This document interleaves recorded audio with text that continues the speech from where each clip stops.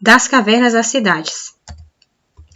Nessa aula iremos estudar o passado remoto de algumas ideias sobre a formação humana. Como surgiu o ser humano? Os seres humanos sempre procuraram explicação para tudo, inclusive para o surgimento da humanidade. Assim, eles começaram a criar histórias para explicar esse surgimento. As histórias criadas são conhecidas como teorias criacionistas, ou seja, foram criadas pelo homem. Por exemplo, uma tribo indígena aqui no Brasil, ele diz que o homem pode ter surgido da terra como se fosse um inhame, brotado da terra. A teoria também muito pregada pelos cristãos é que nós surgimos de Adão e Eva, teoria criada também pelos seres humanos. A ciência também procura entender um pouco sobre a origem da humanidade. Charles Darwin, um naturalista britânico, que em 1859 escreveu um livro chamado A Origem das Espécies. Mas do que se trata esse livro? Bom, Darwin viajou pelo mundo estudando variedades de seres vivos, observando como os animais sobreviviam às mudanças e às suas variedades, ou seja, coloque um determinado animal em um determinado ambiente, naturalmente aquele ambiente com o tempo vai mudando, ou vai aquecendo, ou vai esfriando, e os animais que sobrevivem são aqueles que conseguem se adaptar. Os que não conseguem se adaptar acabam entrando em extinção. Acontece também com relação aos predadores. Alguns conseguem fugir dos seus predadores, ou até mesmo se camuflar, de forma que os predadores não consigam perceber, enquanto outros não conseguem. O cientista percebeu que certas variações ajudam os seres vivos a sobreviver melhor ao ambiente em que vivem. Alguns tinham maior capacidade ou mais resistências a doenças do que outros.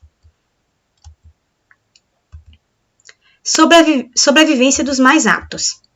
Teoria da evolução das espécies. Na teoria da evolução, naturalmente, sobrevivem aqueles que sobrevivem aos predadores e se adaptam também a mudança do meio ambiente. Bom, isso não foi diferente assim com os seres humanos. Os seres humanos não foi considerado uma exceção. Mas a igreja não aceitou muito essa teoria, não. Vamos então aí uma pequena chave. Darwin, olhe isso. Puf, faça melhor. Olhe isso. Não, só mais alguns milhares de anos. Vai demorar muito. Bom, aparentemente, um dos personagens, em um passo de mágica com uma teoria criacionista, o animal pôde evoluir, enquanto Darwin tenta provar que é um processo longo e um processo lento. Vamos entender um pouco mais. Com relação ao ser humano, nós temos um ancestral em comum com os macacos. Ou seja, logicamente nós temos um ancestral em comum porque possuímos características físicas muito parecidas. E a partir desse ancestral comum foram surgindo outros seres, não só o orangotango e o gorila, mas também outros seres vivos. Bom, como vocês podem perceber, aí nós temos um ancestral em comum e várias ramificações. Logicamente, uma delas vai dar origem aos hominídeos, que é justamente o homem. Então, esse ancestral comum muito distante, que deu origem aí ao orangotango, ao gorila, ao chimpanzé, que é comum ao homem. Isso é difícil de ser aceito pela igreja, pois ela pregava a teoria da criação. Deus criou o mundo, não houve uma evolução. Deixa eu ver se eu entendi. Então você está me chamando de macaco? Não, Adão. Estou te chamando de um ancestral comum aos macacos.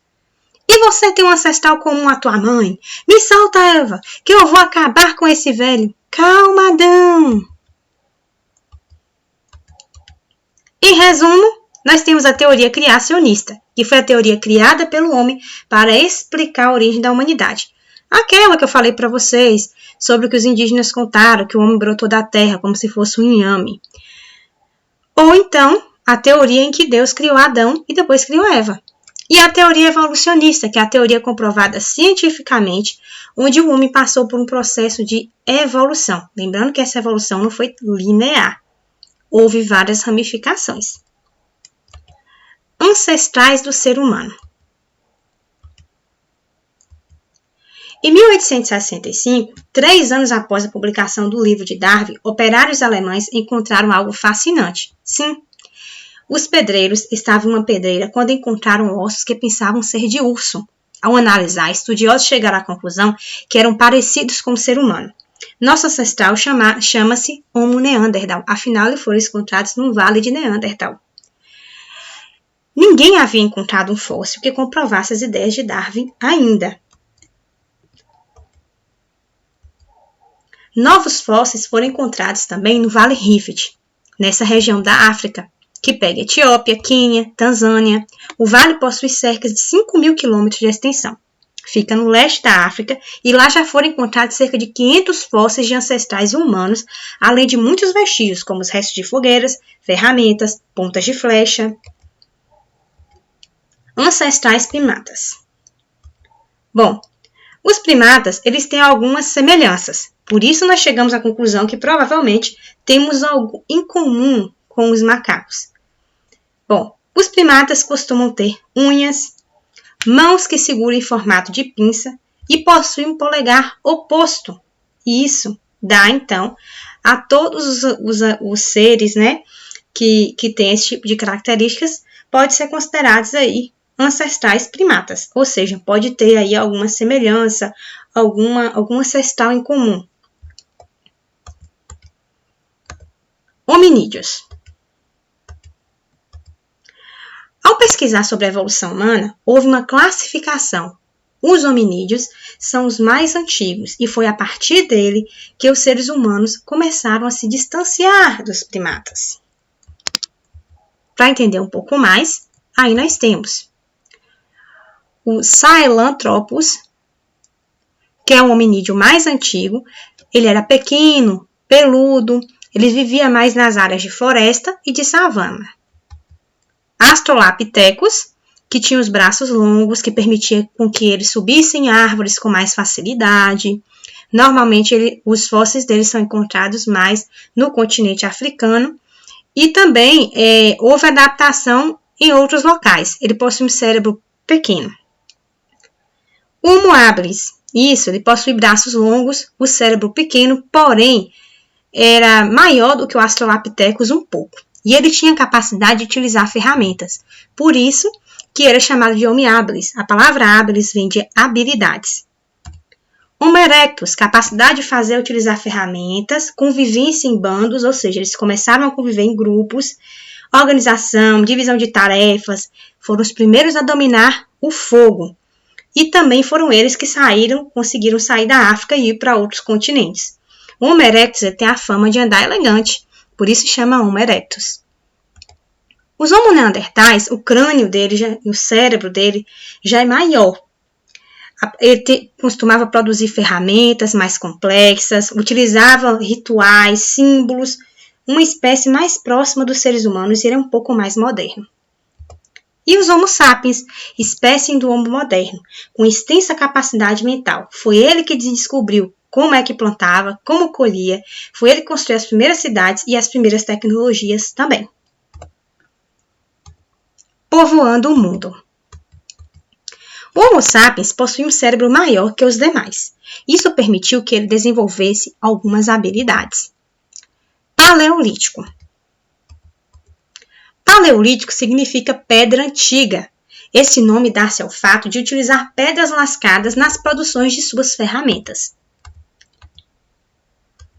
O Homo sapiens produzia suas casas e vestimentas com peles de animais, viviam em grupos e dedicavam-se exclusivamente à caça e coleta de alimentos.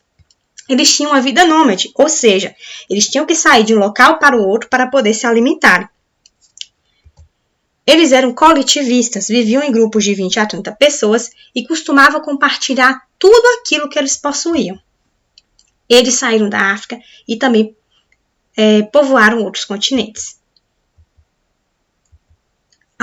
Então teve a Revolução Neolítica, ou seja, eles saíram do Paleolítico e passaram para o Neolítico, que é também considerado como Revolução Agrícola. A palavra neo vem justamente de novo. E é nesse período nós vamos ter aí, no caso, o descobrimento, a forma de produzir seus próprios alimentos.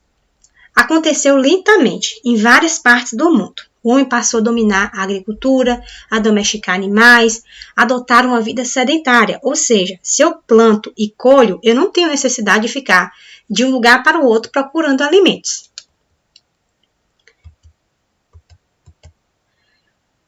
Neste caso, não há mais necessidade de sair para outros locais. Afinal, eles saíam de um lugar quando acabava o alimento e ia para outro local, e assim sucessivamente.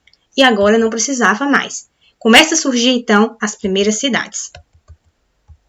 Bom, para viver numa cidade, obviamente, era preciso dividir funções. Ou seja, haviam grupos de pessoas que faziam coisas diferentes. Assim, haviam pessoas que plantavam, outros que criavam animais, outros que construíam casas. Alguns grupos também faziam canais, produziam ferramentas, produziam roupas. Porém, algumas funções eram mais importantes do que as outras. Por exemplo, quem comandava, quem organizava, quem dividia todo esse grupo era considerado mais importante nesse local do que as pessoas que faziam outras funções. E assim surgiu a estratificação social, que também é conhecido como divisão social. Quer um exemplo de estratificação social? No Egito, existe uma estratificação social. O faraó é mais importante que os nobres, que é mais importante que os soldados, que é mais importante que os escribas, que é mais importante que os comerciantes, e assim sucessivamente. No topo da pirâmide, nós temos a pessoa mais importante dessa sociedade. Isso é a divisão social ou estratificação social. Um outro exemplo, período medieval, onde o rei está acima e o povo está à base da pirâmide. Algumas vezes, no período medieval, em algumas partes da história, em alguns locais, o clero chega a assumir o lugar do rei. Mas isso acontece, nós vamos ver